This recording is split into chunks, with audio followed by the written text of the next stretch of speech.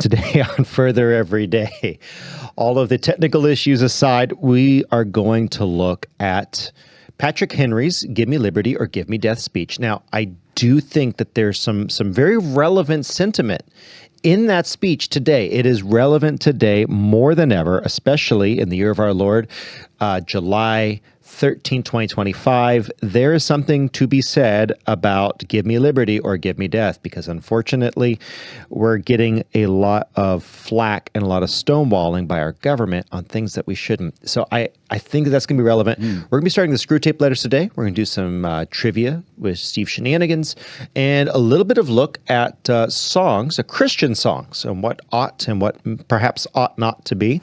And no, this is not the Red Baptist hymnal or Gregorian chant only philosophy here coming through. We'll explain ourselves. And to do so, we're going to use two modern songs. So I think that'll be valuable. Jonathan Fiala for Further Every Day, sitting here in the chair of philosophy. To my left, I got Steve. How's it going? Man, it's going good. You know, trying to stay politically correct during these times, but and try. You know, it's not hard to tell you the truth. It really isn't. Yeah, incorrect for sure. Well, that's always Steve is incorrect. But yep. Then we got on the producer board Ryan. How's it going, Ryan? I think I'm good after that lightning strike. Yeah, like that was loud. All good. Yeah, we're all good now. We're good. It's raining here in the studio while we're recording and while we're live streaming. So guys, if you're one of our regular listeners, thank you for hundreds of thousands of downloads on the audio podcast, anywhere Apple, Google, Spotify, etc. Anywhere you can find a podcast. Thank you. YouTube, Rumble. Thank you guys. You can find us live on PSB on their Rumble, DLive, or Vaughn.live channel every Sunday, 1 to 3 Central Standard Time, God's time zone. So let's go ahead and if you can pull up our first cut, Mr. Producer, it's going to be on the, it's going to be on the full screen. Yep. And let's go ahead and start to read Give Me Liberty or Give Me Death. This pamphlet is often talked about, but I think it's a highly, highly valuable return for us. So go ahead and pull it up. No man thinks more highly than I do of patriotism, as well as abilities, of the very worthy gentlemen who have just addressed the House. Remember, real quick, I'm gonna pause because again, the lightning strike kind of threw me off. This, just some background for this. This is October 20th, 1775. The Virginia Congress met. 3 days into it, on the March 23rd. Someone suggested put a resolution to the floor that they send troops to the Continental Army, and there was much debate over this. And so, historically, our understanding is Patrick Henry stood forward. The court stenographer did not take this down, but it was reconstructed a few years after his death. This speech, it was turned to a pamphlet that was circulated afterward. So all the old men, about 15 or 20 years after Patrick Henry's death, who had been there, they all remembered this very well, and they were able to come up with a pretty good document of what his speech looked like. He was so convincing, he is considered the number one reason why Virginia sent their militia to the Continental Army in October 23rd, 1775. It's a very interesting and historic day, and Patrick Henry was a man of theatrics, as we'll discuss in just a moment, but it is quite the article. So let's go ahead and hop back in. There is no man who is more a patriot than I, is what he starts off with saying effectively. But different men often see the same subject in different lights, and therefore I hope it will not be thought disrespectful to those gentlemen if, entertaining as I do their opinions of a character very opposite to theirs, I shall speak forth my sentiments freely and without reserve. This is no time for ceremony, because there were men who were saying we ought to let's make good with Britain. The current situation is good enough. We can survive this. If only we can get representation, let's stay loyal to Britain. So this is his response to the loyalists. The question before the House is one of awful moment to this country. For my own part, I consider it as nothing less a question of freedom or slavery, and in proportion to the magnitude of the subject ought to be the freedom of the debate. It is only in this way that we can hope to arrive at truth and fulfill the great responsibility which we hold to God and our country. Should I keep back my opinions at such a time, though through fear of giving offense, I should consider myself as guilty as treason towards my country and an act of disloyalty towards the majesty of heaven, which I revere above all earthly kings. What is the purpose? What is the purpose of man's government? It's ultimately to God. It is something that is given over to God. You having a problem over there, Mr. Producer? Yeah, sorry. Yeah. I'm working on it. Okay. Keep working on it. But I trust you. But all that to say, we're looking at this from the perspective of, can we, as a nation, defend ourselves? Yep. Go ahead. Can we as a nation defend ourselves? Can we as a nation also step up against tyranny? Absolutely is the answer to that question. So, Mr. President, it is natural to man to indulge the illusions of hope.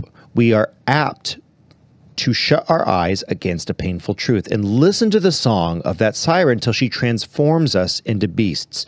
What does he mean by this? Mr. Producer, Alt-Tab until you're over, and then you can just cycle to it. Okay? Alt-Tab until you're over that, and then cycle over to it. Yep. Or you can click on it. That's fine, too. Mr. President, it is natural for man to indulge in the illusions of hope. What Patrick Henry is articulating here is it is easy for us to be lulled into a sense of false security. It is natural. We as humans need to be able to stand up against tyranny when it comes up, and it's a moral obligation. We are apt to shut our eyes against the painful truth and listen to the song of that siren till she transforms us into beasts, saying, peace is not enough. You have to live in liberty. You have to live in liberty, or you are nothing but a slave. Is this the part of wise men engaged in a great and arduous struggle for liberty? Are we deposed to be of the number of those who, having eyes, see not, having ears, hear not, the things which so nearly concern their temporal salvation? For my part, whatever anguish of spirit it may cost, I am willing to know the whole truth to the worst and to provide for it. Some of you who've been following the news the last couple of days know why I really wanted to cover this today. I'm willing to know the whole truth, to know the worst of it, and to provide for it. We should know the whole truth. We have the right to know the worst of it and for it to be provided to us. If for those of you who are not getting my drift, we're definitely alluding to Epstein, but keep going. Next slide. I have but one lamp by which my feet are guided, and this is the lamp of experience. I of no way of judging of the future, but by the past. And by judging the past, I wish to know what there has been in the conduct of the British ministry for the last 10 years to justify those hopes with which gentlemen have been pleased to solace themselves and the House. Is it that insidious smile with which our petitions have been lately received? Trust it not, sir. It will prove a snare to your feet. Suffer not yourselves to be betrayed with a kiss. Do you guys understand why I'm wanting to read this today? Suffer not yourself to be betrayed by a kiss. Even from people we love, we need to make sure that we are carrying out truth. We want truth. And to keep going, ask yourselves how this gracious reception of our petition comports with those warlike preparations which cover our waters and darken our land. Now, in the historical context, what's he talking about? Obviously, he's talking about the British fleet. But there's something bigger than the British fleet here. The last couple of weeks have proven to us that there is a deep state. there is a one world order in a government that I firmly believe is entrenched, this is more relevant than ever. Oh, definitely, John Arthur. It's proven, well, and to me, it has, just by the fact with the Epstein stuff that's been going on. And that's all of this Epstein debacling that's been going on. You see it with that video. You see it with the release, or should I say non-release, of the names that we all know that was listed. Well, there's definitely a list of clients. I mean, come on, but we know what kind of people that are on there. Yep. Elitist type people that they don't want their names released. Yeah. And that's the whole idea. There's people being paid off. And that's exactly what the thing is. That's it. And actually I've got my theories about what's really happening here, and I want to get into it. That's an opinion of mine. I mean, but I agree with you there, but I agree with you. There's something very wrong going on here. There's something very concerning going on here. So keep going, Mr. Producer, if you would, please. Are the fleets and armies necessary to a work of love and reconciliation? Have we shown ourselves so unwilling to be reconciled that force must be called in to win back our love? Again, this is speaking to the time. These are implements of war and subjugation, the last arguments to which kings resort. I ask, gentlemen, sir, what means this martial way? If its purpose be not to force us into submission, can gentlemen assign any other possible motive for it? Has Britain any enemy in this quarter of the world to call for all this accumulation of navies and armies? No, sir, she has none. I'm going to make a little bit of so if we were dealing with the Bible, I would be at the risk of eisegesis, but I don't think I am. I think the Spirit applies to the text. When you're reading the Bible, you want to make sure that you're reading it in the spirit of the time, and you don't want to apply something. By the way, if my people will turn from their wicked ways and pray, I will heal their land. That is written to the Israelites at the time in that one space. That's when that's written. You can hopefully say, God, may you do this for America. But it wasn't written to America. If God promises at one time to do something for his children, now we can say, Lord, please, we ask that you give us this. And that principle might be applied. Same thing is true here. In this text, we could say, is there any reason for the Brits to have a navy outside? Is there any reason for our conservative government to hide the Epstein list? No reason other than to protect someone or something that ought to be uncovered. Okay, we can take that same principle and apply it. I understand that's not what Patrick Henry is writing about, but I believe it's very relevant. They are meant for us. These ships, this impending doom, they are meant for us. They can be meant for no other. They are sent over to bind and rivet upon us those chains which the British ministry have been so long forging. And what have we to oppose them? Shall we try argument? Sir, we have been trying for that for the last 10 years. Should we give more time for the Epstein files to be released? I don't know, guys. We've given them a lot of time. We need to be upset about this. Have we anything to offer on the subject? Nothing. We have held the subject up in every light of which it is capable, but it has been all in vain. Shall we resort to entreaty in humble supplication? What terms shall we find which have not already been exhausted? Let us not, I beseech you, sir, deceive ourselves.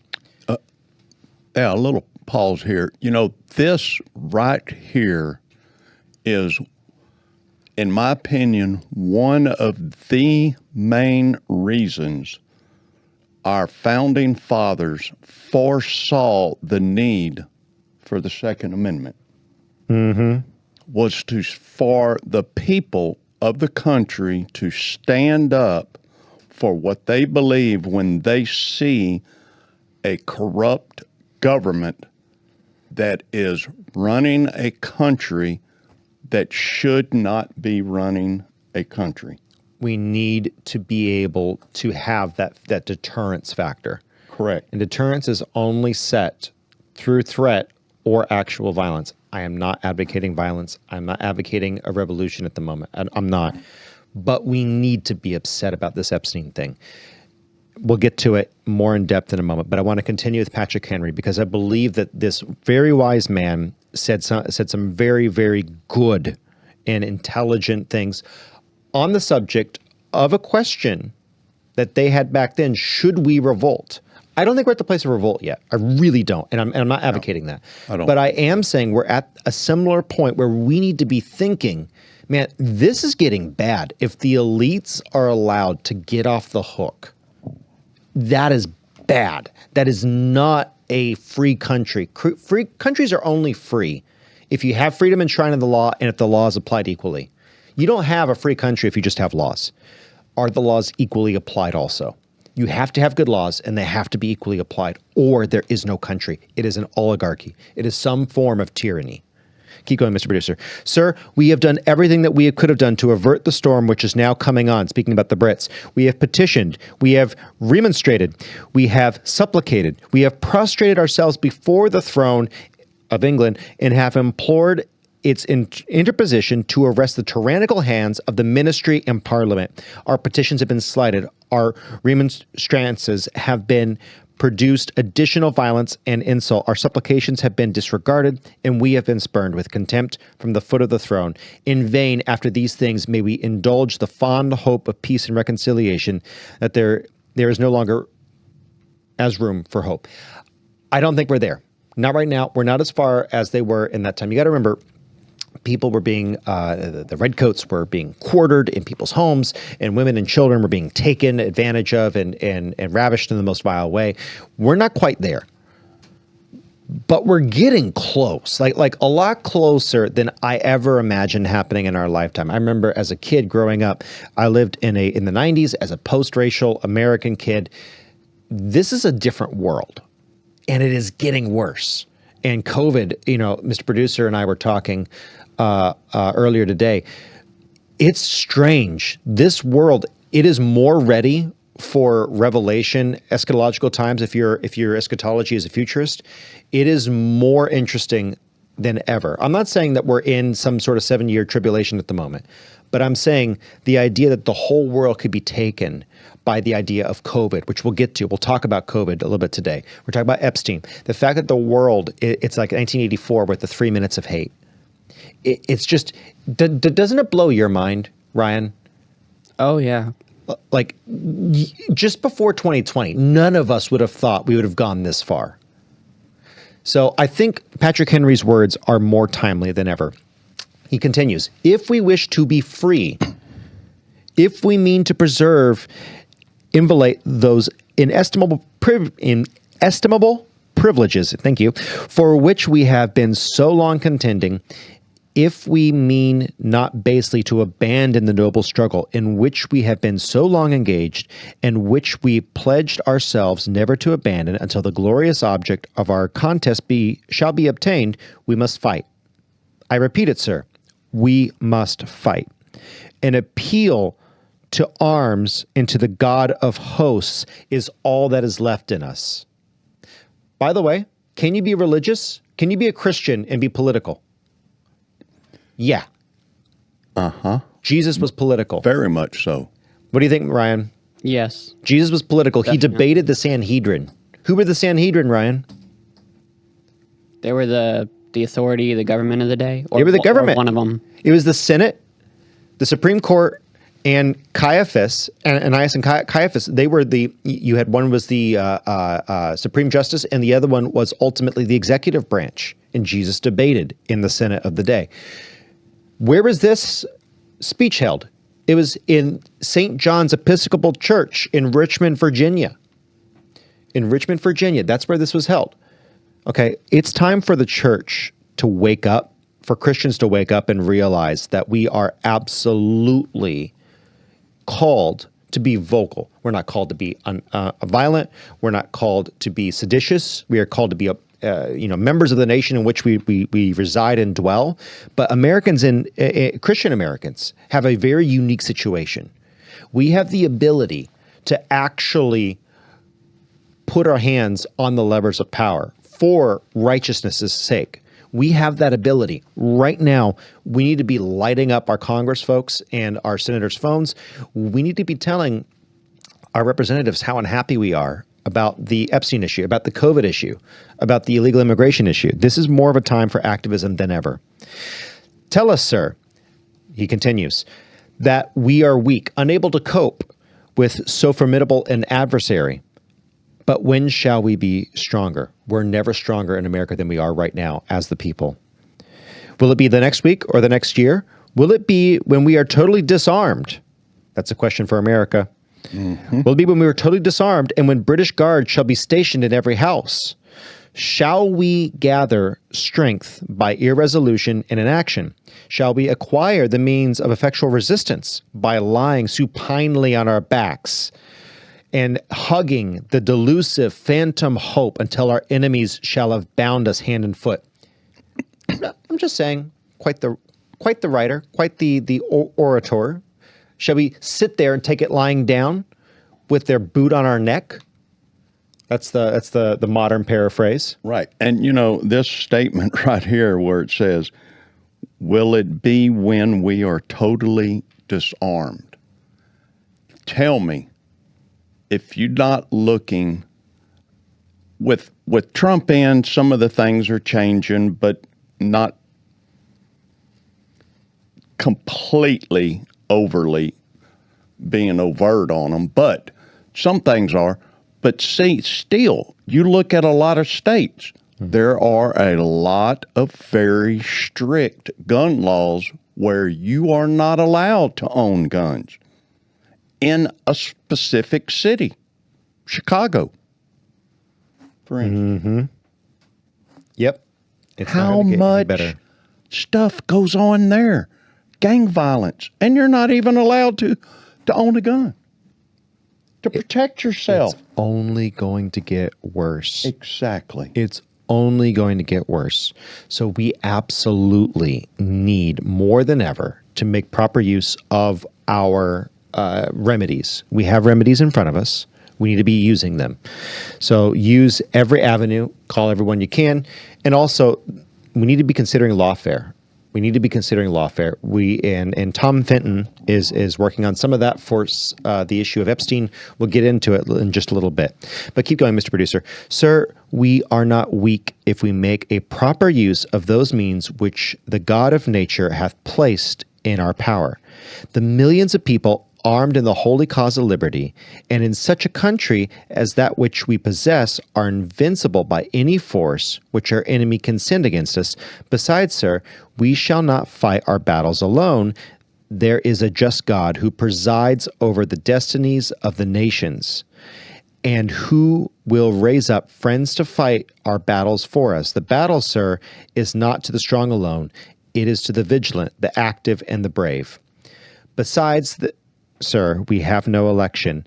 If we were base enough to desire it, it is now too late to retire from the contest. There is no retreat, but in submission and slavery. Our chains are forged. Their clanking may be heard on the plains of Boston. The war is inevitable. Let it come. I repeat it, sir. Let it come. He's saying this is the time to act or not. It's now or never.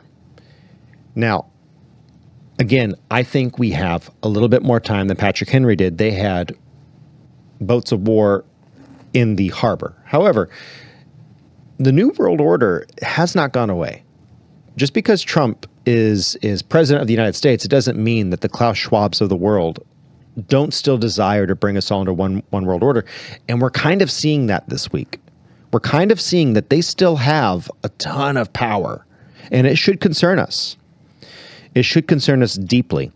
Last slide, Mr. Producer, from this one. It is in vain to extenuate the matter. Gentlemen may cry, peace, peace, but there is no peace. The war has actually begun. The next gale that sweeps from the north will bring to our ears the clash of resounding arms. Our brethren are already in the field. Why stand we here idle? What is it that gentlemen wish? What would they have? Is life so dear or peace so sweet as to be purchased at the price of chains and slavery? Forbid it, Almighty God. I know not what course others may take, but as for me, give me liberty or give me death. Famous words right there. Famous for a reason. Yep. This guy was accurately laying out, can we continue to be promised and placated before we lose any opportunity to use our remedies? I think that's very, very viable and valid advice today. That is something that we need to be aware of. We need to be clear on that there's a limited time that we've been given to speak to this issue, to be able to affect any possible change. And right now, we definitely need to be exercising that to its fullest. Because whether it's Epstein, whether it's the issue of COVID, which more came out on that this week, we had more reports on USAID being involved. We'll talk about that. We'll lay it out. Right now is the only chance we're going to have to be able to push back and retain some of our liberties, which are being slowly just ebbed away. It's really sad, and it's really, really frustrating that, unfortunately, look, I am one of the biggest supporters of Donald Trump. I love Mr. President. But let's go ahead. If your head was under a rock this week, you're not familiar with this, Mr. Producer, we're going to go ahead and cue up that cut, please. This is the conversation that happened in the White House this last week, set off a firestorm. If you somehow missed this, here's the full press briefing in the White House, and this is kind of how it went. Go ahead. Sorry. Go ahead. Released yesterday on Jeffrey Epstein, it left some lingering mysteries. One of the biggest ones is whether he ever worked for a American or foreign intelligence agency. The former Labor Secretary, who was Miami U.S. Attorney Alex Costa, he allegedly said that he did work for an intelligence agency. So could you resolve whether or not he did? And also, could you say why there was a minute missing from the jailhouse tape on the night of the set? Yeah, sure. If Hey, Pam, could I just interrupt for 1 second? Are you still talking about Jeffrey Epstein? This guy's been talked about for years. You're asking, we have Texas, we have this, we have all of the things. And are people still talking about this guy, this creep? That is bad answer, Mr. President. Do you want to waste the time, and do you feel like answering? I don't mind answering. I mean, I can't believe you're asking a question on Epstein at a time like this, where we're having some of the greatest success and also tragedy with what happened in Texas. It just seems like a desecration, but you go ahead. Sure.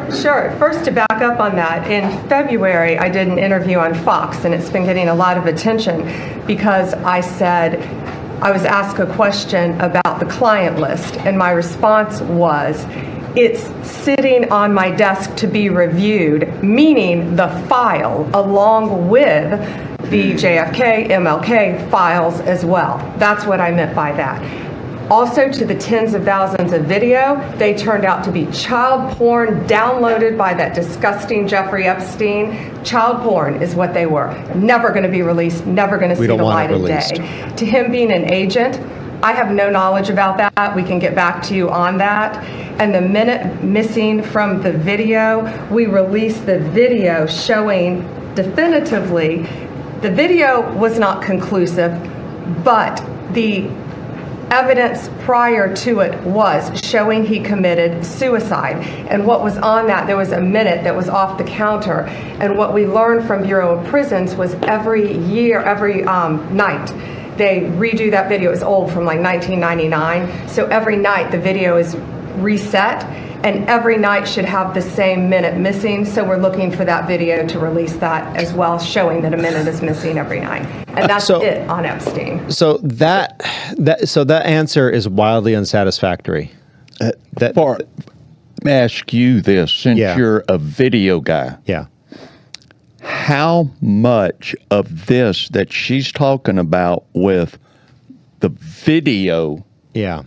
Let me lay out that actually. Let me lay out real. What's happened in the last 2 days. So they did release the raw video, and I say this in scare quotes for those of you on audio, because the raw video, in scare quotes, it was actually edited at least twice, or there's at least 2 different files involved. There's 4 instances, 2 different files, duplicate file used twice from different places on the computer, edited in Premiere Pro.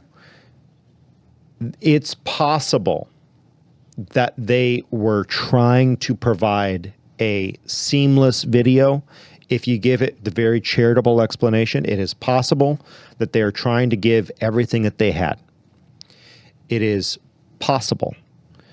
It is possible that also the video would lose a few frames. That is very common. Every night is wild. Every night losing 1 whole minute, that is wild. And the aspect ratio between the 2 times shifts. Now, this is something that a rookie video editor could make a mistake of. That's actually possible. That's actually something that could happen. But the most charitable version of this, is you hired a rookie editor to release the largest campaign promise, who botched putting out the raw file, which is no longer the raw file. That is the nicest way that I can imagine that. And as such, that is the most incompetent thing I could have seen.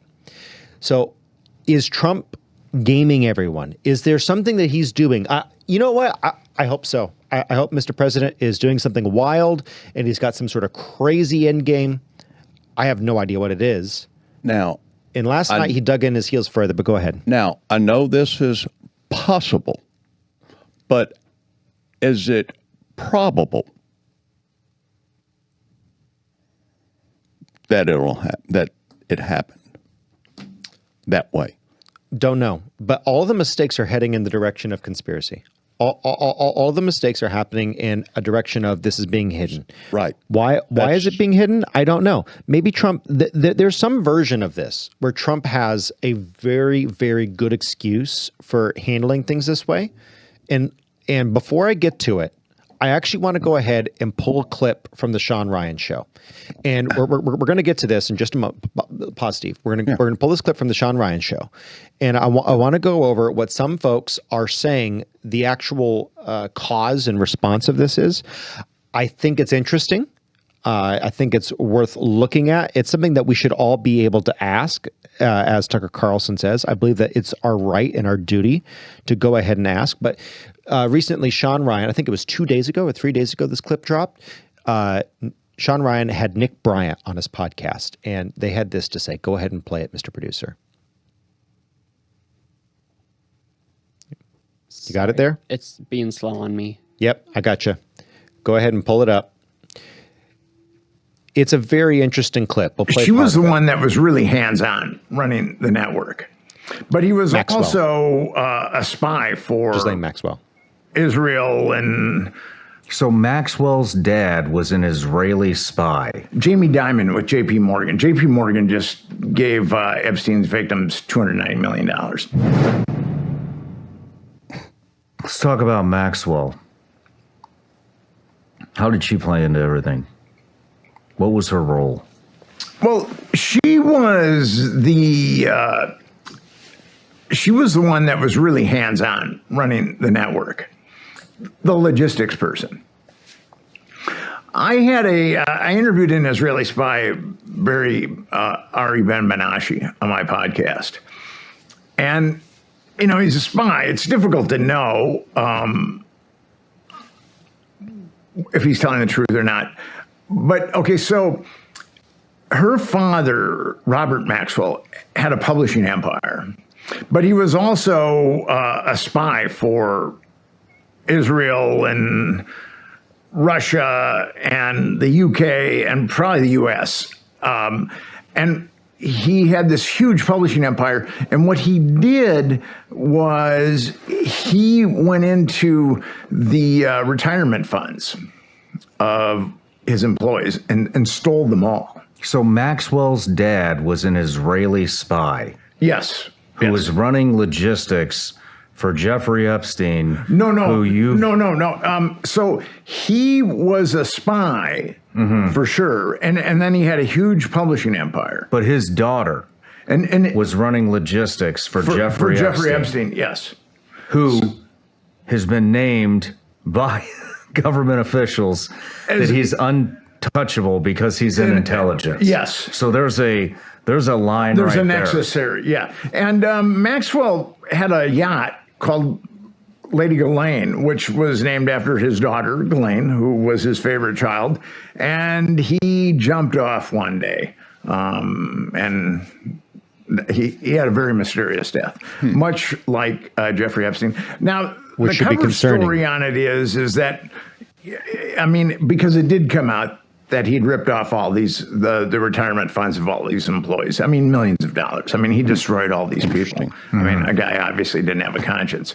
And Ghislaine Maxwell supposedly then came to New York to get away from it. And then that's where she met Jeffrey Epstein. Now, according to this Israeli spy that I interviewed, Maxwell put, Robert Maxwell put Ghislaine Maxwell and Jeffrey Epstein together. And they were together even before he died, before his mysterious death. So thank you, Mr. Bruce. Pause for just a second. Suicide, some people think We'll keep it's going with it. homicide. I mean, it's We'll keep going with this in just a moment, but I just want to add a little bit of commentary here. That's a serious accusation. It needs the full backup. It's going to be hard to actually provide all of that, and we'll kind of get to where my suspicions lie on this. Is that, well, I'll just go ahead and say it. My suspicions are this. I believe that this network that Epstein was involved in involves Israel, involves the UK, involves Russia. It probably involves a number of different people. He was probably selling on every single side of the aisle that he could. And he was probably backed, including the pederasty was probably backed by the US, by Israel, probably by the UK, probably by Russia, probably by China. If Trump blows the lid off of this, there's a lot of Americans that are going to be implicated, some of whom are probably innocent, by the way.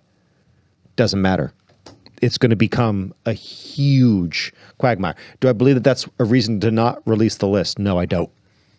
But I suspect that's why Trump's holding back. I suspect, because this guy had dirt on so many people, and every name that is linked in the Epstein files is radioactive.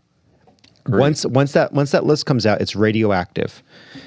So don't know for sure. But here's what's interesting: Trump admitted last night in his tweet, and I don't have that tweet on the file, and unfortunately, the machine crashed before we started. That's why we started late, folks. Sorry about that. But Trump basically confirmed that these files have been edited, and what he has, which he says he doesn't have. Why is it a big deal? Was created by folks like the Clintons, and it was adulterated by a number of different folks. All of that leads down to this: what we have is post cover-up, but instead of dealing with it like it's a post cover-up, Pam Bondi comes out and promises the American people, we're going to release the Epstein files. We're going to release the Epstein files. We're going to release the Epstein files. And she does things that no attorney general has ever done. That's not the way attorney generals are supposed to do this. They're supposed to be a lot more careful. And she created absolutely unmeetable expectations. I don't think Trump's on the Epstein files in the sense of him being involved with young women. I do think that he's obviously, he and Jeffrey Epstein, of course, passed orbits. He literally kicked Epstein out of Mar-a-Lago yes. upon realization that he was a pervert. Correct. So don't know. Keep playing, Mr. Producer. If it'll let you. Strange death. So somehow Maxwell and Epstein got together. And the story is that Epstein had the money and Maxwell had the connections. And I think that there's some truth there. And this guy was a spy for the Israelis, the UK, and possibly the US, and I believe you named another one. And possibly Russia, yeah. And do all these countries have people involved in this trafficking ring? With Jeffrey Epstein, it's really difficult to know. I mean, Jeffrey Epstein was active in Europe, for sure. He was actually buying. I mean, we're not talking renting. He was buying young girls in Eastern Europe, buying them. Slave trade's alive and well. Like slaves. Yeah. And when you think about that, how evil that is. We've covered this in other episodes about how trafficking works. But I believe you mentioned something about were there members in the UK government involved or within the royal family? Okay, so definitely Prince Andrew was part of. I mean, he was pandering. Epstein was pandering girls to Prince Andrew, and who is a thoroughly repulsive human being. I mean, I did some research into him, pause it, Mr. Producer. And anybody that. All of that to say, do I think that we still need transparency? Someone in the comments section, I've been reading y'all's comments. Someone in the comment section says, as Sons of Liberty, come out and say, this is completely correct, quote, the Epstein files have been heavily edited and everything during the prosecution, and I'll add this to Sons of Liberty here, everything during the prosecution, the subpoenaing, and the arrest of Epstein in 2007 was set up so that he could skate. We do not have faith that there is any accuracy in the files, simple transparency. I agree with you, Sons of Liberty. I added a little bit more to there, a little bit more color and commentary. Yeah. So all of that to say, yes, I do agree that that's the simplest way, is to say these have been edited. But unfortunately, I love President Trump. I don't think his tweet last night, as of Saturday, the 12th, 2025, July, I don't think that was a great tweet, because it kind of, we do care. We do care, and we want to see these monsters put behind. Pam Bondi, we're not asking you to release the video of child, assault material. That's not what we want. We don't want CSAM. We don't want it. We don't want to see it. I want to know who was involved in the CSAM. I want to know who was doing it. Even if it was just CP that Epstein downloaded, I want to know who was involved in that.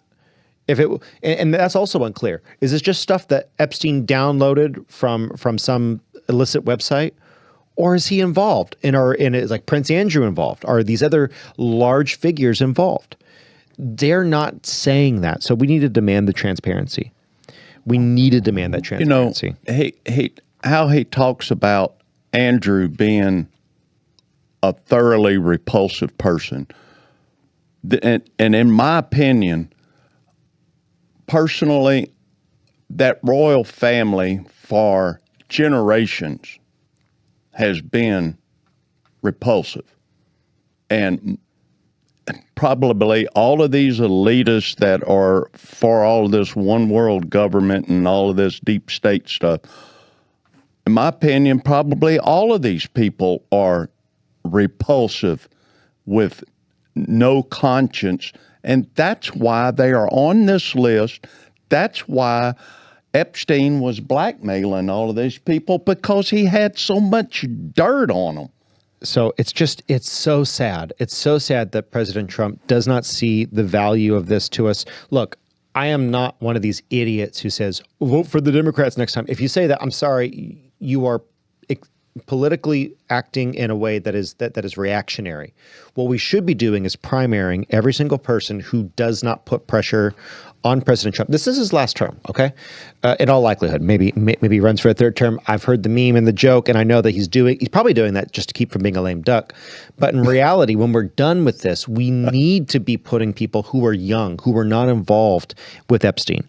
We need to be putting these sorts of people into office. We need to not chuck the Republican Party. I do think it's a sick party. We need to cut out all the cancer.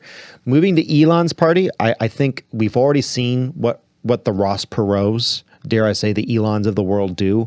We are really in a two-party system. We need to start working on getting rid of the Republicans who are not conserving the values of liberty. That's my opinion. If you want to vote for the Elon party, fine. I'm not going to argue with you. I understand what you mean. But what I will say, we do need to cut out the crap. This can't keep happening. And I really like President Trump. He still has my support, just not on this issue, the way it's being handled at the moment, subject to change. Look, if he pulls a rabbit out of his hat, God bless him. Awesome stuff. The other issue that I'd love President Trump to get into is the issue of the vaccine and USAID involvement in COVID. This week, we had some new articles and some new revelations come out. It turns out even more evidence. We've known this for a while. We've known this for 2 or 3 years, that USAID was directly involved in COVID. But I think it's relevant to pull up a couple hearings and a couple pieces of data on this, because I think it's best to not forget and to remember what's there. But before I do, I made a mistake. I made a misstep. I wanted to do one more thing on the Epstein thing. Some folks are saying that, before I do it, sorry guys, I got ahead of myself. I got ahead of my map here. Some people are saying that Trump is doing this exclusively to protect Israel. I don't know. There appears to be Saudi involvement with Mossad and Pam Bondi.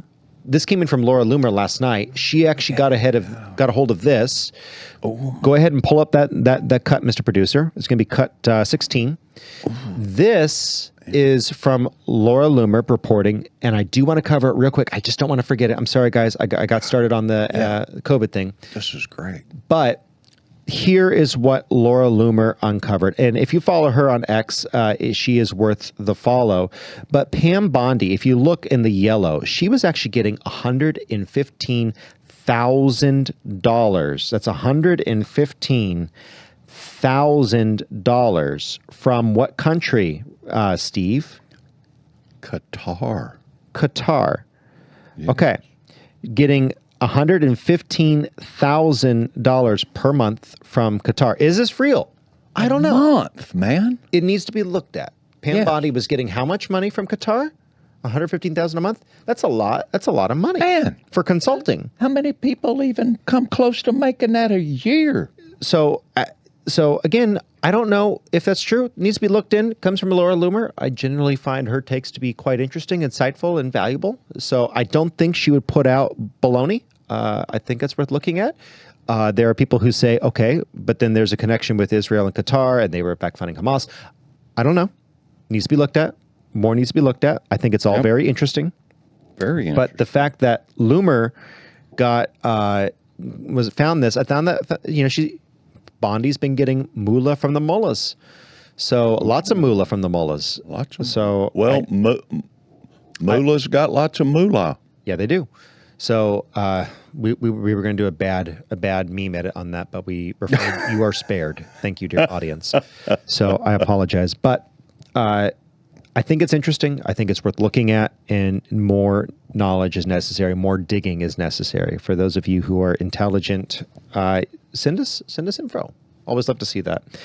But moving back into COVID. So I know I kind of jump started there. I'm sorry, but I saw that. It's like, no. I got to pull back and get that. This is interesting to me because we have more evidence to suggest that USAID, and some of it are rumors, but I kind of wanted to pull back just to a little bit of an older recording from a congressional hearing, okay? And if you want to find the links, always Further Every Day on YouTube, Rumble, or anywhere podcasts are found, you'll find the links to everything that we're putting out there, and you go ahead and follow up. But there's some interesting testimony on the issue of COVID being funded by USAID. Go ahead, Mr. Producer. It was a big wind-up. I gave you a long wind-up. Hit me up, bud. Sorry. You're good. Hit me up. I think just to emphasize, in early to mid-January, I did have multiple calls with Fauci, Farrar, and Tedros about how important I thought it was that science get engaged in aggressively pursuing both hypotheses. I also expressed, as a clinical virologist, that I felt it was not scientifically plausible that this virus went from a bat to humans and became one of the most infectious viruses that we have for humans. All viruses are not the same. So when you look at coronaviruses for SARS and MERS, for example, When they entered the human species, which they did via an intermediate, they never learned how to go human to human. Even to this day, they don't know how to go human to human. Just hit the pause button on the keyboard. You can't equate Ebola with a coronavirus. Now, why do you think you were excluded from those? That's I important. can go shoot me a buffalo. Nope. Nope. Stay out of my garbage can. Buddy, you're killing me. All right. Sorry. Man. Go ahead and pause. Okay. So that's important to know. That's important to know. Go ahead and get us back to where we were for a moment while you figure that one out. Oh. That's important to note. Viruses do not so coronaviruses do not. I can. Here, thank you, pal. Viruses do not transmit. Coronaviruses do not transmit from animal to human unless they are adulterated. Okay, that is interesting. That is something that only happens with gain of function research. That is something that, and it's one of those things where we all understand this, we all know it, but the more you're able to say to your liberal friends, yeah, that doesn't work for me.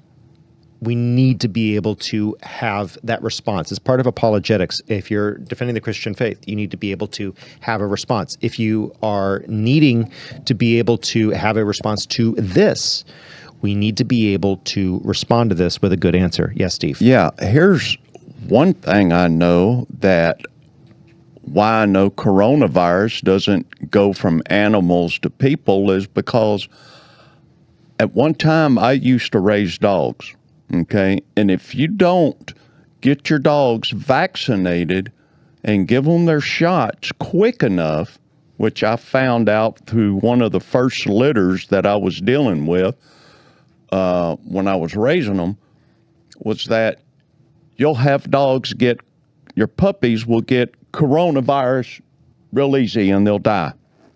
I mean, like, real quick. And they die of what is called corona. Mm-hmm. And they get a coronavirus. Very, very common with dogs. Very common. Yep. Especially with puppies. Yep. And lots of puppies die of coronavirus. But it won't hop to humans unless Correct. that has been intentionally done. Mr. Producer, are you ready? I think so. Are you ready? Okay. And I have handled many dead puppies. Excuse me, but that's going to get clipped. Go ahead, Mr. Producer. Go ahead. Oh, no. puppies that Please. have Carry forward. I'm trying. gone to Yes, Steve. Go ahead. other place, but Virus. you know, It's just going straight What to the next happened video. Go ahead. was that we had a breach of security in our intelligence community. Our eyes got eliminated. And I used to speculate about this, but I've now heard internal confirmation that what happened was that there was a quid pro quo set up basically out of desperation. And we transferred technology into Wuhan Institute of Virology. And the quid pro quo was to allow a limited number of human assets to have visibility about what was going on there. Okay. So the logic is we're in a bad situation. We know that these guys are doing stuff. We want to know what they're doing because we want to be in a position we can develop countermeasures for that. And so we want to do anything we can to get intelligence. And we've now lost all of our eyes. What are we going to do? Okay. Well, we strike a deal. The deal appears to have been that there was technology transfer associated with Ralph Barrick and that whole program involving modern advanced recombinant virology and recombinant DNA technology and known research having to do specifically about coronaviruses. Because if you go back in the literature, coronaviruses have been identified as one of the leading candidate agents for biowarfare for a very long time. So we knew that China was doing stuff, didn't know what they were doing. We wanted to have eyes, and we engaged in a quid pro quo that involved both funding transfer and technology transfer, and Tony Fauci knew all about it. As did USAID. We give them a bunch of technology. We give them tech and money. They develop all this, but then what? And then we're supposed to be able to see the results. Right. Okay. Why? And so how does it play out? it plays out that it appears, so this is speculation, this is the chain of events as I see it, okay? Right. There was technology transferred from EcoHealth Alliance and Ralph Barrick having to do with this furin cleavage site, the specific mutations, the engineering of the virus, and potentially passaging in a humanized mouse strain, et cetera, that gave rise to a cluster of coronaviruses that were kept banked. And by the way, they have a massive bank of other coronaviruses that is there and untapped. We don't even know what the contents are that they've been collecting in China for years and years and years. But they came up with a portfolio of recombinant viruses, and they were testing those recombinant viruses. So they were doing something. Somebody got infected. And the current timeline suggests that this happened in November, and the CCP came in and basically cleaned out the records and threw away the samples and so they played did dirty. everything they could to make it so that you could never trace what had happened. Go figure. It's almost like the people who said that we were their number one enemy. It's like they don't like us. It's like they don't play fair. It's almost like the idea that you could take your Cold War politics and 1980 called and they want your politics. Barack Obama. It's almost like that was foolish of him to think and say. It's almost like it was a bad idea. Just saying, it's this idea that we can somehow give the Iranians money and they'll be nice. We'll give China access to our biotech while they develop bioweapons is somehow a bad, is that somehow a good idea? How on earth are we ever to expect that to have been a good idea? And someone needs to be held accountable for that. Yeah, and they're still worried about what they may have at this point in time. What kind of bioweapons that they're still creating that we have no idea on what's going on. The proliferation of COVID looks to be a test to see how fast they could spread this across the world and what people's response was. It was a shot across the bow, a biological weapon, a low-grade shot across the bow. Correct. And, coronavirus has been on this earth for, who knows how long. And, I was reading in the comments, and there's people in here that completely understand what I was talking about with coronavirus with dogs. Yep. And it's about keeping your animals clean, and which is one of the things I ended up learning about, and making sure your vaccines, which, after the first litter I end up having, and, you learn all these things, man, like within days, boy, man, you start figuring it out real quick. So all that to say, there are a lot of things for us to begin. There are a lot of issues for which to hold our government accountable. I would have loved to have gotten to the abortion thing today, but we're pretty full. Just a neat note on the whole ICE issue. They're now issuing, ACLU is suing, maybe we'll cover this next week. ACLU is attempting to sue on behalf of future persons who haven't even been conceived yet, let alone those in utero, for birthright citizenship. What's kind of funny is if you can have a class action lawsuit for the unborn, but where's our pro-life groups? Yeah, we could start to do that for pro-life. I think that would be a fantastic tactic if the ACLU continues that. So yeah, wouldn't that be something? How come we I think it would be. have it for? We need to make sure that we go ahead and get that taken care of. So I agree. With that said, we had a wonder late. if the Supreme Court would take that up. I hope they would. I don't know. They've been awful rocky recently. So yeah, they kind of the feckless three have not been and kind of set it aside. Correct. So with that said, we started a little bit late. We're trying to get everything through. Thank you all for your patience. Today we have a short bit of trivia. We have some Steve's Shenanigans. See if we got that, Mr. Producer. See if you can pull that up. Let me get this all set up here. Man, so, this is a segment where I can go shoot me a buffalo. Nope. Stay out of my garbage can. I'll keep it to myself. That's what we started early. There we go. No expense spared. There we go. Back to Steve. All right. Perfect. Back to Steve. All righty. Number one. Here we go. All right. this is a test on your knowledge, and this comes from California. We got laws from California. Some of the stupid stuff here is barbecuing in California. Now, True or false? this Barbecuing is true or in false. California. Okay. Barbecuing in California, okay to do with charcoal. Is it legal? Is to it use charcoal? legal to use charcoal and wood to barbecue? So tell us in the chat, true or false? True it or is false? legal to use charcoal with Now barbecue. you got to be there you specific now on this. True or Okay? false? True or false? Okay, so I got one. Barbecue in California cities is illegal in many cities. That's okay. Yeah, that's omnidirectional. It is true.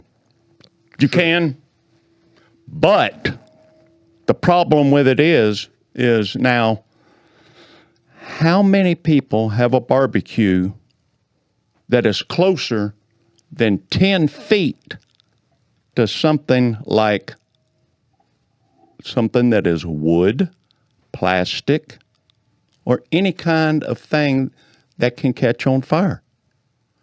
Now, if you have it set up that way, what the deal is you can be fined heavily. You got to have it more than 10 feet away from anything that is combustible if you're using wood or charcoal in any way.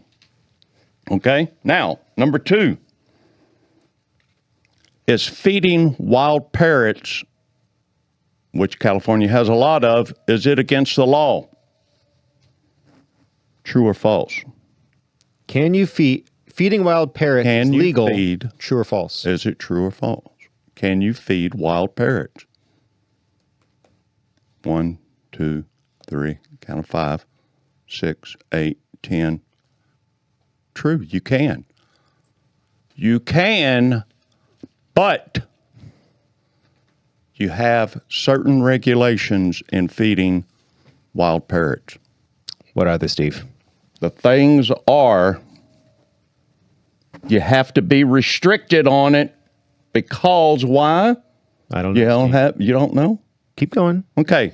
The reason being is because it has problems with birds losing their fear towards humans, and it causes problems with them getting their natural food. But you can, unless only if it's in a feeder stationed more than 15 feet away from your house. True with a caveat. True with caveats. Next. Number 3, are there different laws for e-bikes in California? You had gun ownership next, Steve. Is that what I had? That's what you had. You had gun ownership. Okay, gun ownership. Are there certain laws and regulations, specific, harsh specific laws for gun ownership in California? See, true or false? I feel like this is a trick question because everyone knows this, Steve. Well, not everyone. Okay. Those in California probably do, but not everyone does. You have things that are illegal in California. Like most of your magazines are illegal in California. Well, there's certain things. If you look at that gun, yeah, it's you're allowed to have illegal that too. You know what I mean? It is true. Gun ownership is restrictive gun laws. Heavily restricted in California. Yep. Period. All right. Everything is restricted in California. You got to have certain types of handles on your guns. Yep. It has to be California compliant. Okay, next. It's coming. Producer, is it coming? It's coming. There we go. E-bike laws. Are there different e-bike laws in California than traditional bike laws? True or false? That's absolutely true. Can you believe it? I can, of course. They're going to have in different California, laws. Yeah. Of course there is. There is. What other state would have a different e-bike law than in California? That's it. Okay. Check this out. All right. The They're chat's winning. classified in 3 different classifications, and you have to have a 750-watt motor on your bike. Mm-hmm. Minimum. Okay, next. Are there harsh state laws against texting while driving? This is everywhere, California? Steve. Isn't this everywhere? Is there somewhere where it's You not? would think there would be, Okay, go ahead. right? Yeah. Yeah. Kind of harsh, but yeah, that is harsh. But Okay. their state laws, man, it's like unbelievably amount of money don't for know. the fine, dude. Is it? Okay. I mean, unreal. Unbelievably. Okay. Okay. So true. Unreal amount. But we of do money. that. I don't want to say Yeah. because it'll make people want to like run to the bathroom or something, and I'm not going to say because we might get Next. something happen. John Arthur get upset with me, beat me up or something. Next. Is it against the law to bowl in your underwear? Go ahead, Mr. Producer. Please put it up. You got it. I believe in you. I pressed it. You got it. Thank you, Mr. Producer. I sure hope it is. Is it illegal to bowl in your underwear? So, true or false? True or false? It's illegal to bowl in your underwear. Well, Or- solely your underwear, right? Solely your Is- underwear. So Is right. It's illegal. So true or false? True or false? It's illegal to bowl What? only in your underwear. Bowl? It's Bowl. illegal to cry in your underwear? Yeah. Okay. Go ahead. False. That is false. For those of you who thought that it was indecent exposure. It is not indecent exposure. The laws have been changed not that long ago. So but you could the thing is you have to have your genitals Next. Keep going. covered. Covered. Wow. Okay? That's the only thing. That's brutal, Steve. Okay. That's the law, man. I'm just telling the Next law. one. That's all I'm telling. Next one, Steve. Let's keep going. Do you have to have a leash on your turtle when you take him out for a walk?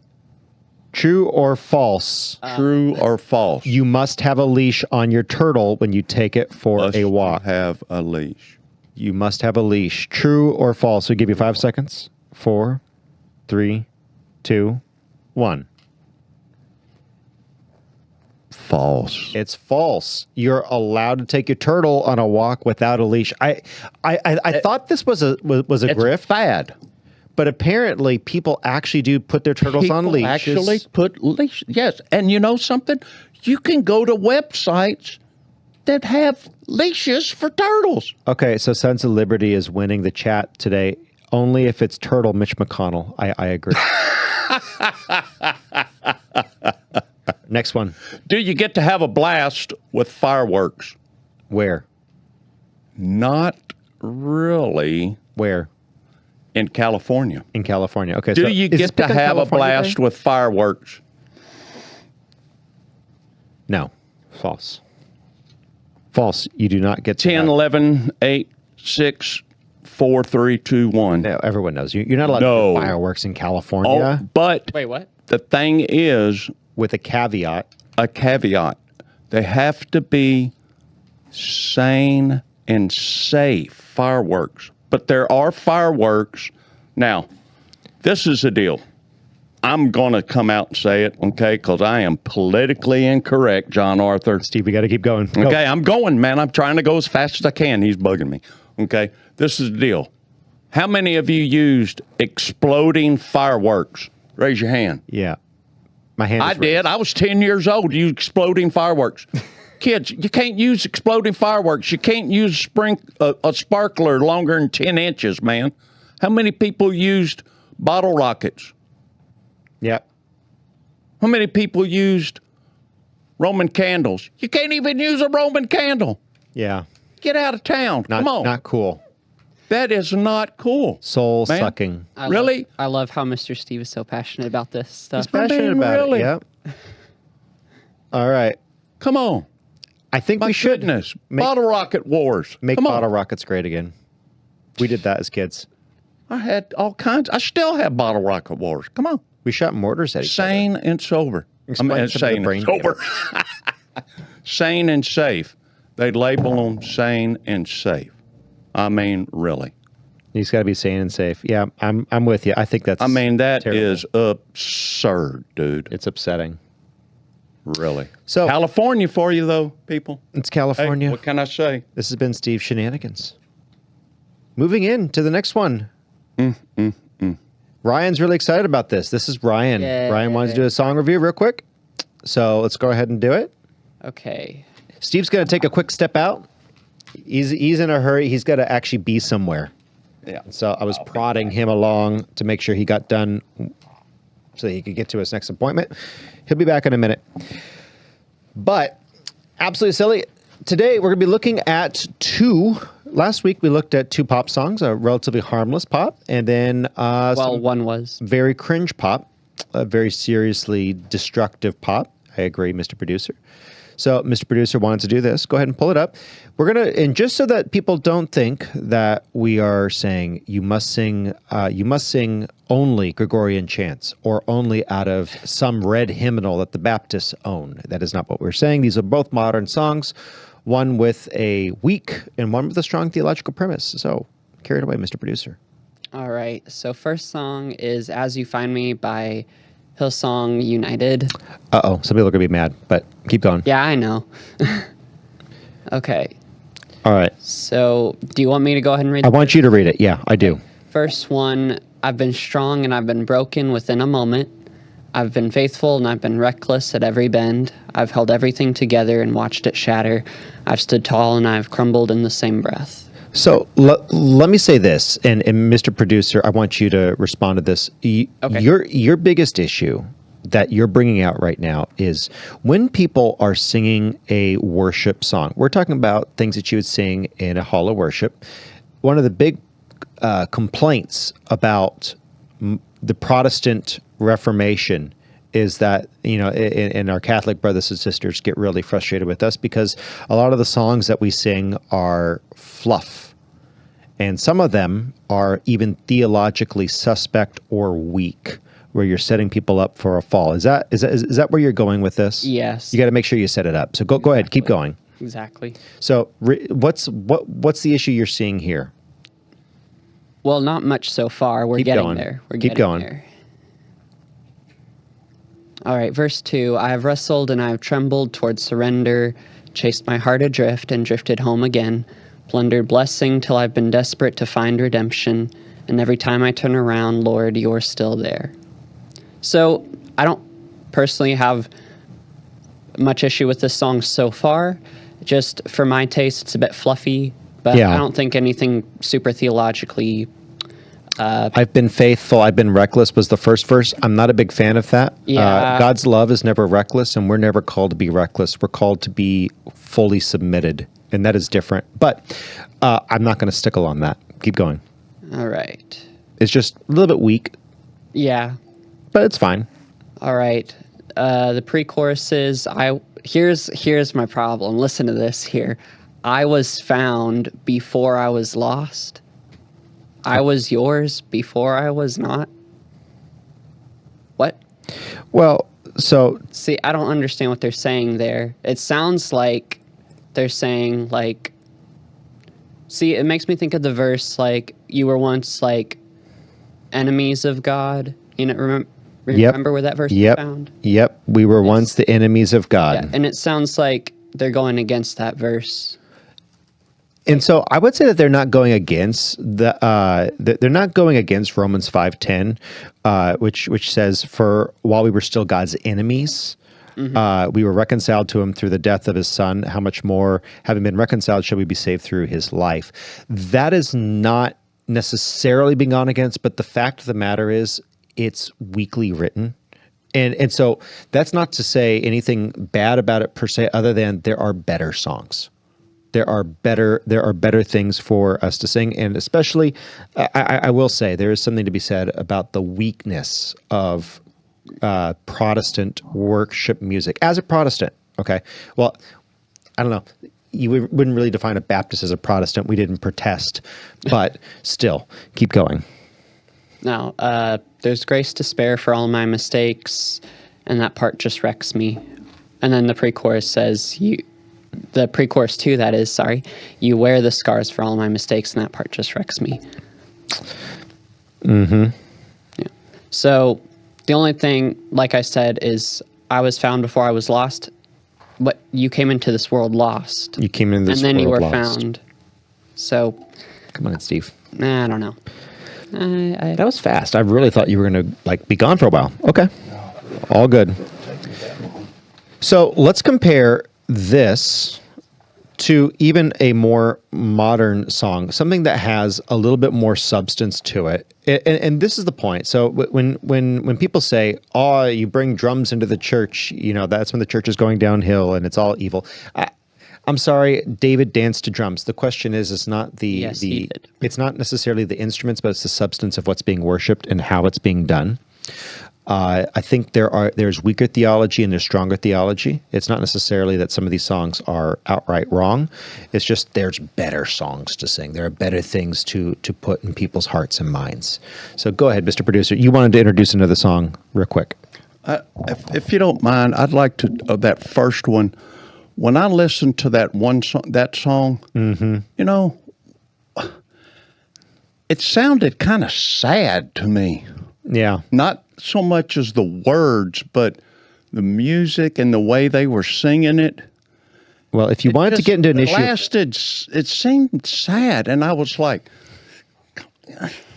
because to me, singing about the Lord and Jesus it should be glorious. It's exciting. It should be glorious to me, man. It's like uplifting and man, it's exciting to me. I totally agree with you, Mr. Steve, but at the same time, I think we do need those slower, more... Slow is okay. I have no problem. But it just, I don't know, it just seemed the music. I've listened to so much... It's fluffy, it's... different types of music. It's weak. It's weak, and so that's kind of where we're really coming to. Is someone asked, "Am I Catholic?" Yeah, no, I'm not Catholic, but I really do not like the denominational structure in terms if we have the traditions passed down and the scriptures passed down, we have that passed down. We might have some disagreements on some of the substance issue, some of the different issues and some of the substances of the issues. I think there's a critical. I teach an apologetics class. I teach Bible study where we do exegetical. We read out of the Greek and the Hebrew, and we look at all that. I believe that's very, very critical. But I do believe that sometimes we become so antagonistic to people who have a difference of opinion on a non-salvific issue that it is damaging. Yes, someone may not be in the truth and whole understanding of the Scripture, but I do believe the thief at the cross, there was a dispensation for him. He believed on Christ, and Christ says, "In paradise this day you will be with me." So that's not a universalist opinion. I'm not stating that in its entirety. Good theology is critical to growing with God. But I do think that sometimes we are so focused on our differences of opinion that we almost damage. We almost do damage to the image of the body of Christ. So next one, Mr. Producer, in that spirit, this is more of a, hey, this is a better song. If you are a Protestant, I think that this is a better song. I believe that we can go much more substantive than even this. But here's an example of, there's a Hillsong, and then here's one by the Gettys in collaboration my favorite artist. With some other folks. Yes. Keep going. You got to pick up the picante sauce. Pick up the piece. I'm trying. It's being slow. There you go. Okay. Sorry, guys. This one much better. We had a lightning strike. If you're just coming it's in, still being slow and choppy. Everything is slow. After getting hit by the building was hit by lightning when we started. We were late. Go ahead. Okay, verse 1. When this life of trials tests my faith, I set my hope on Jesus. When the questions come and doubts remain, I set my hope on Jesus. For the deepest wounds that time won't heal, there's a joy that runs still deeper. There's a truth that's more than all I feel. I set my hope on Jesus. So, and then verse 2. Go ahead and get us to verse 2. Though I falter in this war with sin, I set my hope on Jesus. When I fail the fight and sink within, and you could think of this more as a responsive reading, but everyone is singing. When I fail the fight and sink within, I set my hope on Jesus. Though the shame would drown me in its sea, and I dread the waves of justice, I will cast my life on Calvary. I set my hope in Jesus. And in a sense, this does have that responsive reading sort of element that is very similar to what you read in the Psalms. And a lot of liturgical worship is very focused on responsive readings, partly because that is what the psalmist did. So I'm very much a fan of this. And it is significantly more substantive. I think it could be more, but I think it is much more substantive than a lot of the 7-Eleven songs that Protestants so often put out. Songs. 7 words, 11 times. Ooh. Yeah. That's good. So verse 3, Mr. Producer, go ahead and pull it up. Put it up there for us if you would. Though the world would call me to leave my Lord, and I set my hope on Jesus. Though it offer all its vain rewards, I set my hope on Jesus. Though this heart of mine is prone to stray, give me grace enough to finish till I worship on that final day. I set my hope on Jesus. It's not a heavy song. It's not a theologically deep song, but it's solid. Like there's nothing wrong with it. And I hear all of these so-called worship songs where Jesus is my boyfriend. And I just find that disturbing, because to centralize our Lord is I think it is a failure of the church and the people running it. There's always a better, deeper song that you could pick than the 7-Eleven Jesus is my boyfriend songs. You know, I think what probably would have made it a little bit more deeper if they would have replaced hope with trust. Mm-hmm. Maybe, yeah. You know, hope. Hope I still think is pretty good, though. I don't know. I don't. John Arthur, what do you think about that real quick? I would have to look at it and think about it a little bit more, but I think by and large it's generally a decent song. What I would say is. Oh yeah, most definitely. What I would say is all too often we pick songs that you become more of what you think about. Whatever you cast your mind, your thought upon, you become more like that. And so that's why I'm very careful to say, you know, if you're listening to pop music, you'll become more like pop music. If you listen to strong theological treatise, you're going to become stronger theologically. You're going to have a more robust understanding in mind. If you listen to songs that plumb the depths of the soul, and they also plumb the depths of the wealth of spiritual knowledge, you'll become more like that. There's a time for pop music. Okay, I enjoy a little bit of like Daft Punk or some of these other songs. I enjoy listening to that. There's no condemnation for anyone listening to something that's generally harmless and it's not corrosive and toxic. That's not what I'm saying. There are good songs for us to go into, and we didn't mention any hymns. I'm a big fan of the older hymns. We will next time. Mm-hmm. I think there's some really good hymns, but I do think the more we sort of focus on the deeper, the more thoughtful, the better we are. Speaking of which, based on y'all's responses, we are continuing a C.S. Lewis reading. We are going to be looking at the Screwtape letters. And the Screwtape letters is an absolutely fantastic thought experiment done by C.S. Lewis. So real quick, next slide, Mr. Producer. We got to keep going to be able to do this in a reasonable amount of time. The Screwtape letters are a series of correspondence, or written as a series of correspondence between two demons, Screwtape, the elder mentor, and Wormwood, his apprentice.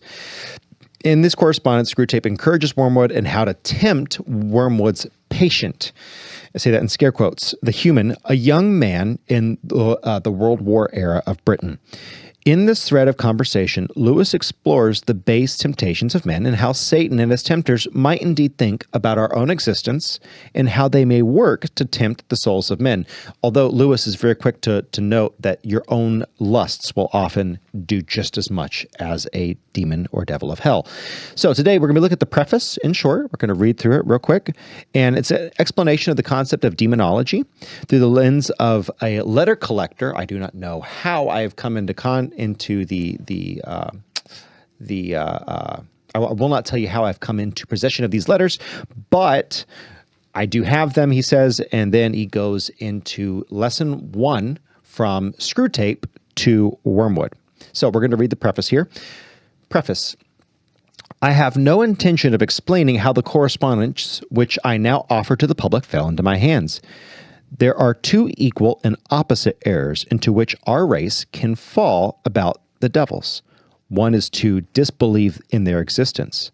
The other is to believe and feel an excessive and unhealthy interest in them. We would do well, by the way, to take note of that. They themselves are equally pleased by both errors and hail a materialistic or magician with the same delight, or materialist or magician with the same delight. The sort of script which is used in this book can very easily be obtained by anyone who once has learned the knack, but disposed or excitable people might make bad use of it and shall not learn it from me. It's kind of his literary way of explaining the correspondence. So, chapter 1. After the preface, I have to explain this and break this down because I actually sent this to someone one time and they had no idea what they were reading. It's important to explain, I think. So, after the preface, we read the elder demon Screwtape's dissertation on the nature of temptation to Wormwood, his apprentice and nephew, actually. So, chapter 1. You know, I don't mean to interrupt, John, but when I first read this and I went through chapter 1 and read the preface and all of that, I was like, what the heck did I just read? Mm-hmm. And I read it again. And then I read it again. And when I read it the third time, I was like, in chapter 3, and I was like, oh man, where? And then I wrote John to Arthur and I said, man, what am I listening to? What am Yeah, so let's keep going and let's break it down. Let's keep going and break it down. So, really good. Chapter 1. Are you ready there, Mr. Producer? Yes. My dear Wormwood, says Screwtape, I note what you say about guiding our patient's reading and taking care that he sees a good deal of his materialist friend. But are you not being a trifle naive? It sounds as if you supposed that argument was the way to keep him out of the enemy's clutches. That might have been so if he had lived a few centuries earlier. This is set in the 1900s. At that time, the humans still knew pretty well when a thing was proved and when it was not. And if it was proved, they really believed it. They still connected thinking with doing and were prepared to alter their way of life as a result of a chain of reasoning. But what with the weekly press and other such weapons, we have largely altered that. Your man has been accustomed ever since he was a boy to have a dozen incompatible philosophies dancing about together inside his head. He doesn't think of doctrines as primarily true or false, but as academic or practical, outworn or contemporary, conventional or ruthless. Jargon, not argument, is your best ally in keeping him from the church. Don't waste time trying to make him think that materialism is true. Make him think that it is strong or stark or courageous. That is the philosophy of the future. That it is the philosophy of the future. That's the sort of thing that he cares about. The trouble about argument is that it moves the whole struggle onto the enemy's own ground. He can argue too, whereas in really practical propaganda of the kind that I'm suggesting, he has been shown for centuries to be greatly the inferior of our Father below. By the very act of arguing, you awake the patient's reason. And once it is awake, who can foresee the result? I love this. Wow. Because what Lewis is laying out here by showing, not telling, Christian artists today could really take a great page out of C.S. Lewis's book here, so to speak. He's saying, if I were the devil, I would be more focused on separating people from presuppositional apologetics, the idea of not it's likely that Christ died and rose from the dead, and it's likely that these things are true. He's taking us away from Jesus Christ rose from the dead. He sits in the right hand of the throne of the Father, and he is king. He's taken us away from this strong position. He is king. He did rise from the dead. We know this to be true. We have confidence because of the testimony of others, because of the evidence laid before us. Instead of that, it's a strong argument that Jesus rose from the dead. Oh, what's the possibility he didn't? The devil has removed that from us. We are so quick to focus more on our intellectualism than we are on faith. And people don't understand what faith means anymore. It means a creed, a moral conviction, something that you're absolutely certain of. If I said, I have faith in faith that this chair will hold me up when I sat down in it, people would look at me strange. It's like, no. You know that chair is going to hold you up. You have a basic understanding of it. I have faith that chair will hold me up. That's not what the Greek word pistis is saying. It's saying, I know. It is my creed, my knowledge, my honor. I would sit on that chair, and I know that it would hold me. I would sit in the arms of Jesus Christ, and I know that he will hold me. Instead of that, we have this pseudo-intellectualism. And that's really what he's arguing. And Lewis is saying that is the devil's favorite ploy. Let's keep going, Mr. Producer. Even if a particular train of thought continues, Screwtape, can be twisted so as to end in our favor, you will find you have been strengthening in your patient the fatal habit of attending to universal issues and withdrawing his attention from the stream of immediate sense experiences. Your business is to fix his attention on the stream. Teach him to call it, quote unquote, real life. And don't let him ask by what he means by, quote unquote, real. Remember, he is not, like you, a pure spirit. Never having been a human, that abominable advantage of the enemies, speaking about Jesus, you don't realize how enslaved they are to the pressure of the ordinary. I once had a patient, a sound atheist, who used to read in the British Museum. One day, as he sat reading, I saw a train of thought in his mind beginning to go the wrong way. The enemy, of course, was at his elbow in a moment. Before I knew where I was, I saw my 20 years' work beginning to totter. If I had lost my head and begun to attempt a defense by argument, I should have been undone. But I was not such a fool. I struck instantly at the part of the man which I had best under my control, and suggested that it was just about time he had some lunch. The enemy presumably made the counter-suggestion, you know how one can never quite overhear what he says to them, that this was more important than lunch. At least, I think that must have been his line, for when I said, quite, in fact, too much important to tackle it in the end of the morning, the patient brightened up considerably, and by the time I added, much better come back after lunch and go into it with a fresh mind, he was already halfway to the door. Once he was in the street, the battle was won.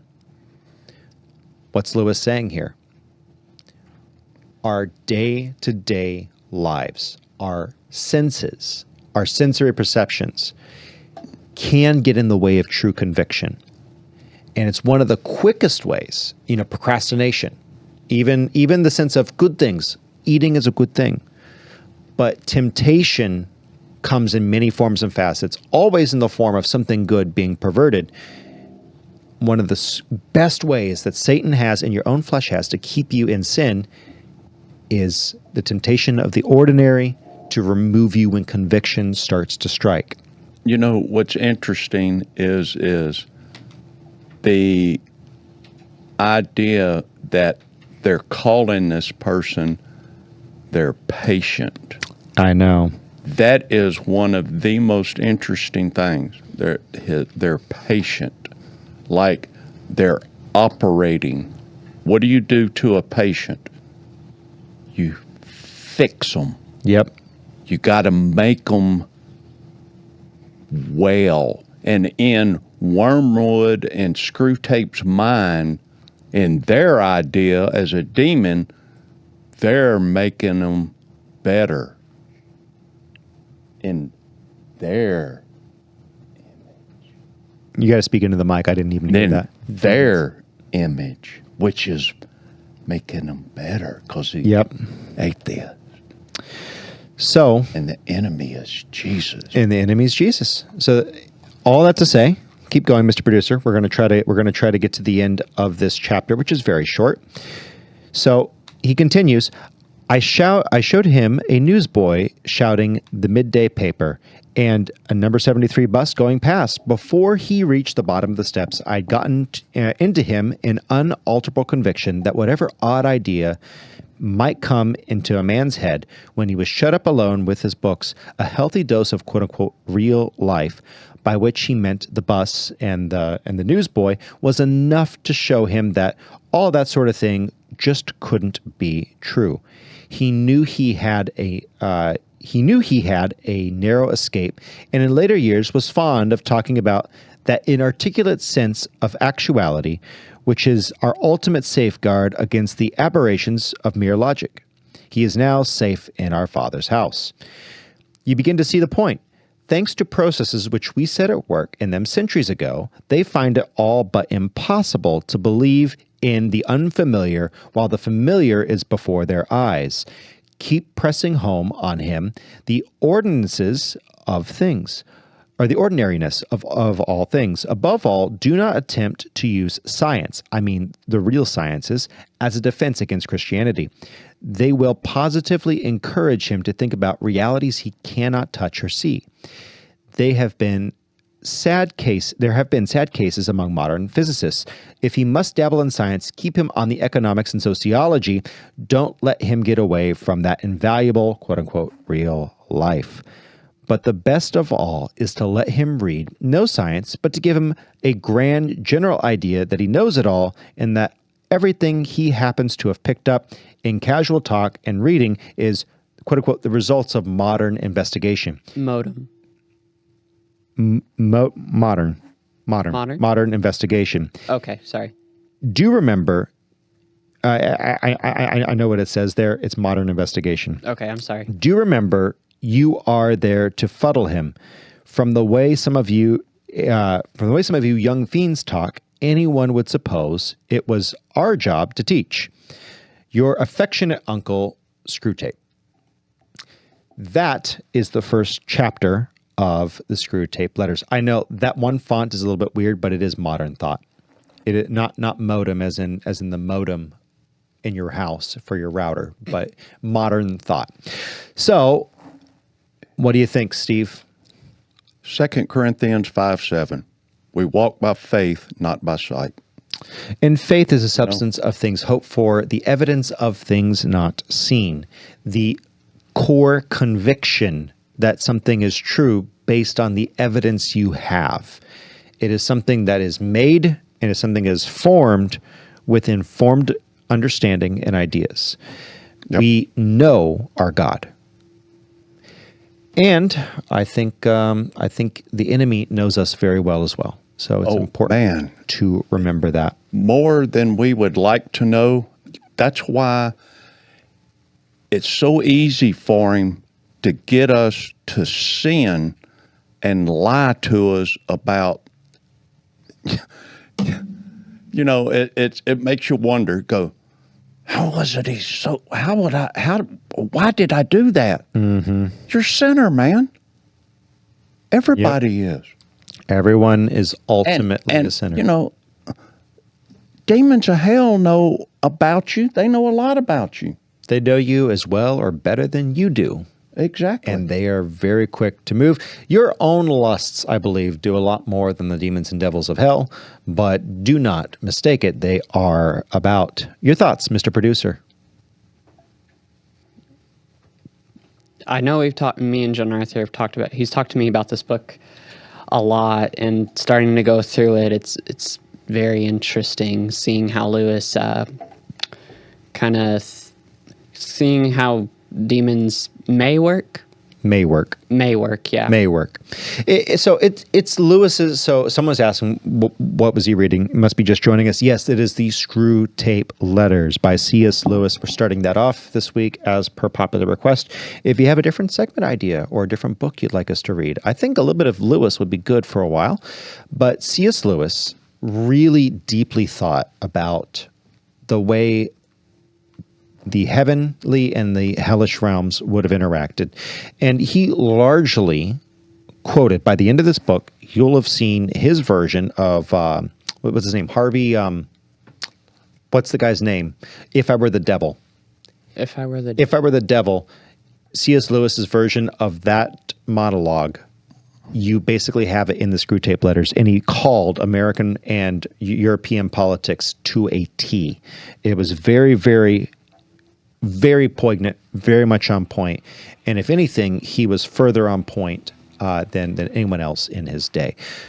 How does Satan work? Well, he works through our own lusts, our own desires. He works through our comforts. Just to harken back to the beginning, we were talking about Patrick Henry.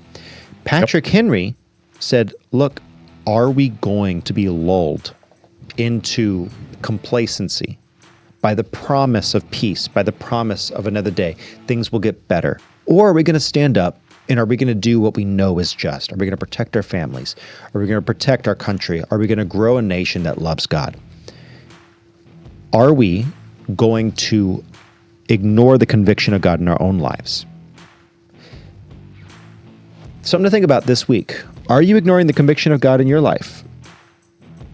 Do you have a chance to affect change in this nation? If you live in America, you do have representatives. Light up their phones.